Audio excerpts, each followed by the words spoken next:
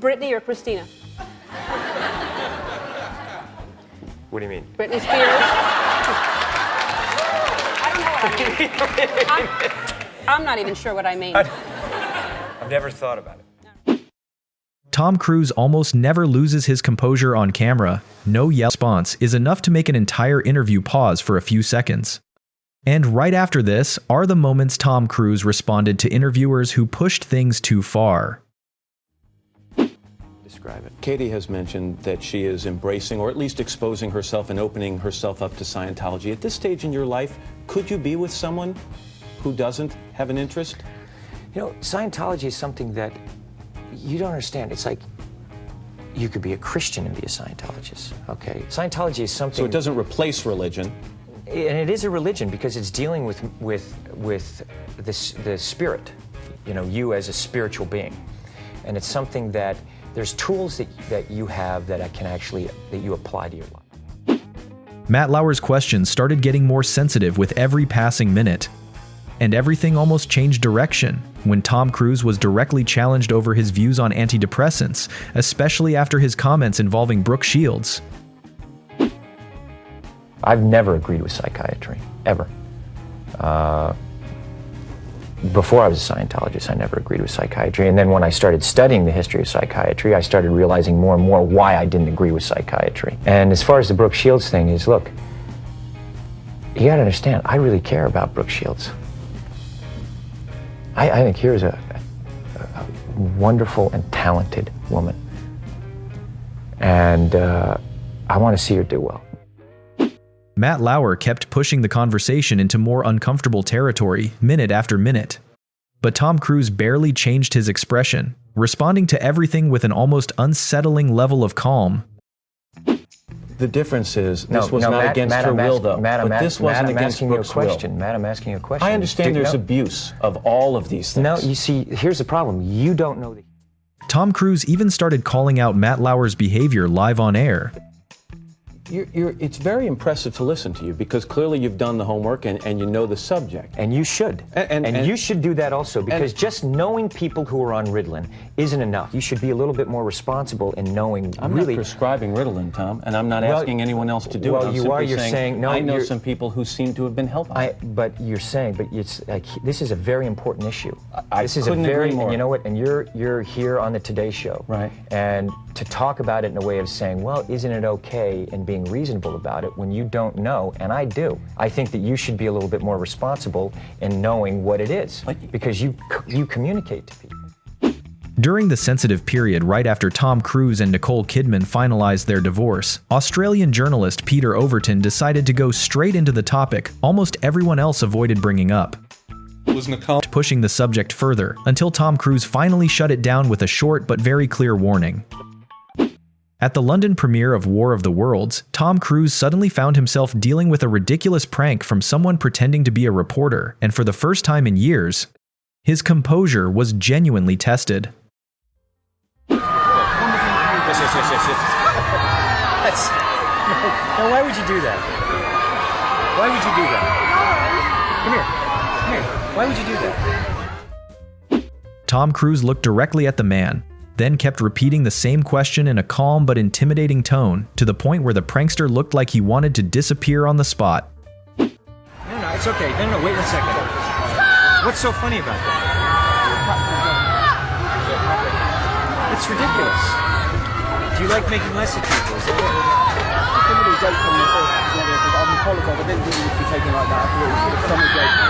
Is that you like doing mean things to people?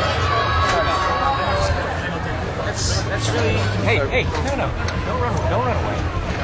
Don't run away. No, let me have it on. I don't care. That's incredibly rude. I'm here giving you an interview and answering your questions, and you do something really nasty. You're a jerk. You're a jerk. Well, you know what? You're a jerk. Turn your cameras off there. Come closer. You ought to be ashamed of yourself. Amazing. But the most dangerous questions are always the political ones. And Tom Cruise had to deal with exactly that during the Korean premiere of Mission Impossible: The Final Reckoning. watched the film and I saw that it was filmed in many different locations around the world, including Africa. And of course, we all are aware of the tariffs that President Donald Trump has been imposing on overseas productions and films. So is this particular movie under that tariff? And also, how much of the film was shot overseas?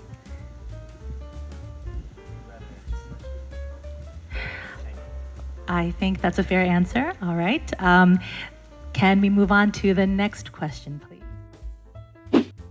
Silence probably would have been the smartest option in that situation. But Tom Cruise rarely chooses that route once things start crossing the line. Have these high standards for yourself with these stunts, but everyone else has to step up. Russell Crowe has said that in this film, he plays Dr. Jekyll. You have a fabulous fight scene, and he said you both had a discussion. You said, you know what, let's both just absolutely go for it. Yeah, and look, he's an amazing athlete. He's a very good stuntman himself also. And, you know, if you look at that, the fight sequence that we have together, it was, we really had a lot of fun doing that. He said he got bruised. I don't know how much fun he had. Tom Cruise was casually talking about the action scenes in his movies until a ridiculous theory was brought up that made him pause for a few seconds. Almost got bruised. When he picks me up and slams me on that table, you know, he's... It's a real table. Yeah, he's got to do it. So do you walk away from that and go, he would actually beat me if we went at it properly? If you had a fight properly?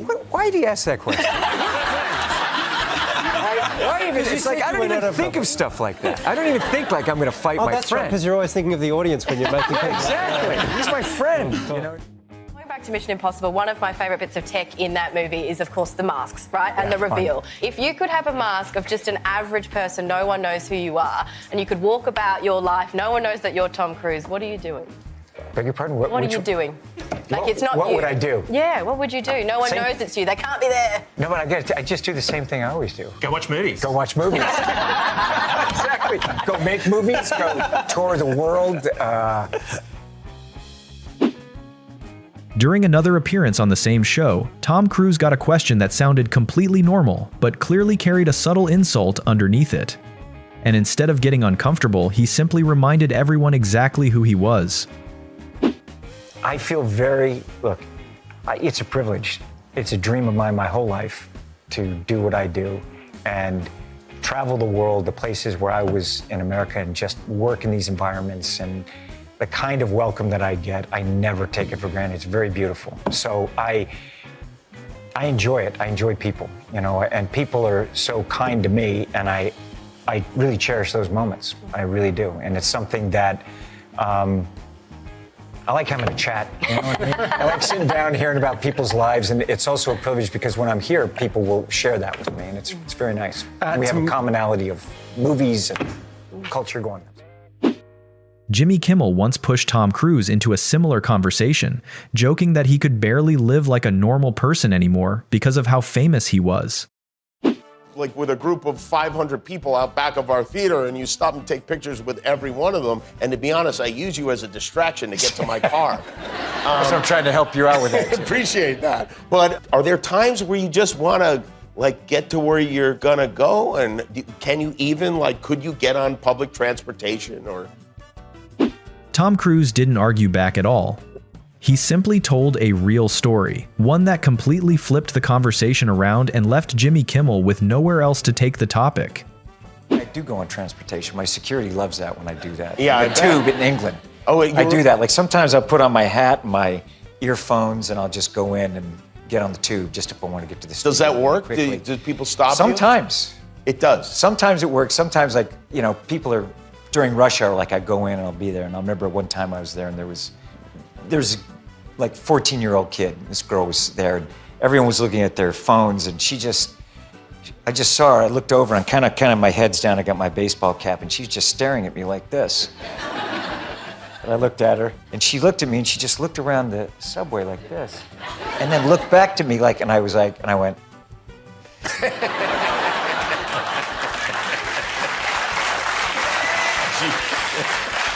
At the look she gave me, she just looked around, and she was like, took her iPhone and went click, and was like, all right. But the most direct insult probably came during the 2004 press interview for Collateral. Tom Cruise was practically being dismissed from the very first question when a reporter suggested he simply wasn't right for the role.